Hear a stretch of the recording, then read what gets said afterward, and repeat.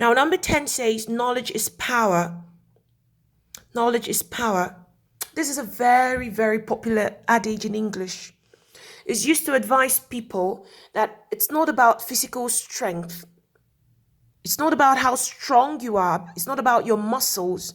It's about what's in your head. It's about what's in your brain, how smart you are. Knowledge is the real power, not physical strength. Another way to interpret this adage is that you can't achieve anything without knowledge. The power to achieve success lies in what you know. The power to achieve something good, anything good in life, the power to succeed in life lies in what you know. It's not about your strength or your physical or your size. Okay? So this adage, especially even for you as students, this adage can come in very handy when advising students. Knowledge is power. Knowledge is what gives you the real power. So read as much as possible. Get as much information as you can into your head. Educate yourself as much as you can, because knowledge is the real power. Now, my sentence here says, I advised her to read as many books as possible because knowledge is power. Number 11 says, if you play with fire, you get burned. If you play with fire, you get burned. This is common sense. For example, you have a kid sister.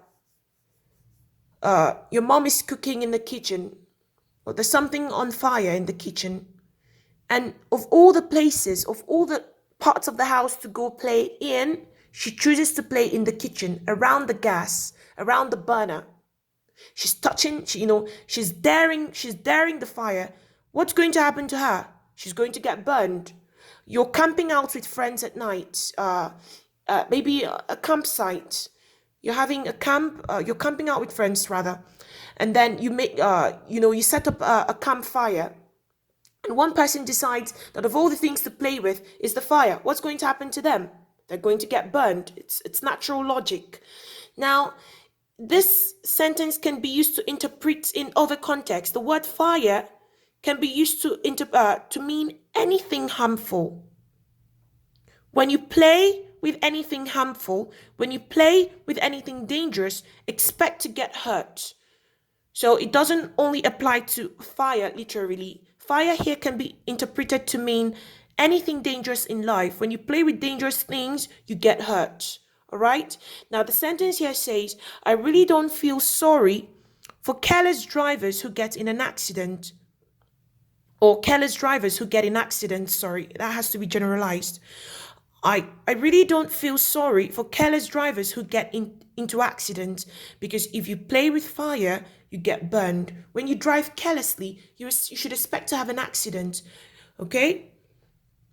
Now, number 12, don't throw the baby out with the bath water. Don't throw the baby out with the bath water. Now, think of this literally, and it will help you connect to the figurative meaning.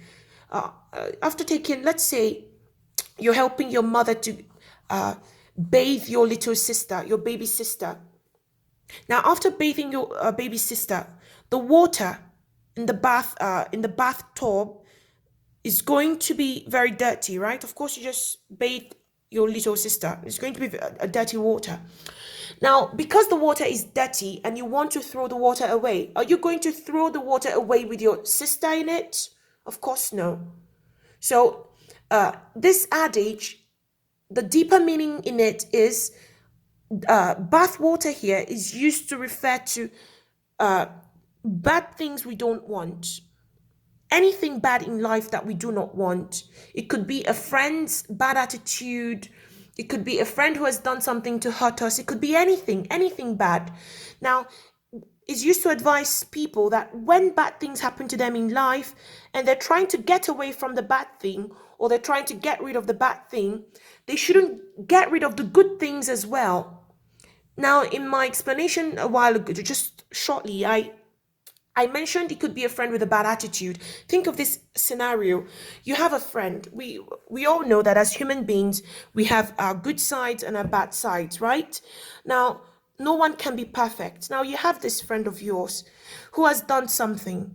She did something bad to you. in her weakness, her bad side. She does something to annoy you. And because you are so angry with her, you decide to stop talking to her. Regardless of all the good she has done to you, regardless of all the good sides she has to her.